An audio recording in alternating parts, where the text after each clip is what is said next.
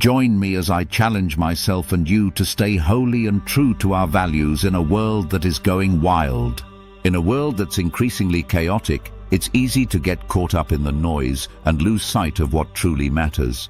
Staying holy or living a life of integrity and spiritual health can feel like a daunting task. But I believe it's more important than ever that we prioritize our personal integrity and spiritual well-being. When we strive to stay holy, we're not just talking about following a set of rules or traditions. We're talking about cultivating a deep sense of purpose, values, and connection to something greater than ourselves. One of the biggest challenges we face in trying to stay holy is the pressure from society to conform.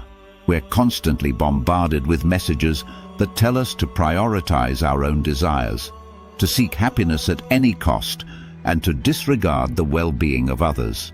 But as followers of a higher power, we're called to live differently. We're called to be set apart, to be a light in the darkness, and to prioritize our relationship with God above all else. Of course, this isn't always easy. It takes courage, resilience, and a willingness to stand out from the crowd. Moral dilemmas are another challenge we face. We're often forced to make tough choices between right and wrong, and it can be tempting to take the easy way out. But when we stay holy, we're guided by a clear sense of what is right and wrong, and we're empowered to make choices that align with our values. Negative influences are everywhere, in the media, in our social circles, even in our own thoughts and emotions. They can be subtle, but they can also be incredibly powerful. When we're not careful, we can find ourselves being pulled into patterns of thought and behavior that undermine our values and our relationship with God. It's a constant battle, but one that's worth fighting. So how do we stay holy in a world that's gone wild? For starters, we need to set boundaries. We need to be intentional about what we're exposing ourselves to and to create space for spiritual growth and renewal. This might mean limiting our social media use or seeking out community support from like-minded friends and mentors. Engaging in spiritual practices is also crucial. This might mean setting aside time for prayer and reflection, or seeking out opportunities for worship and service. When we prioritize our spiritual health, we're better equipped to navigate the challenges of the world around us. Focusing on spiritual practices helps us stay grounded in our values and connected to God.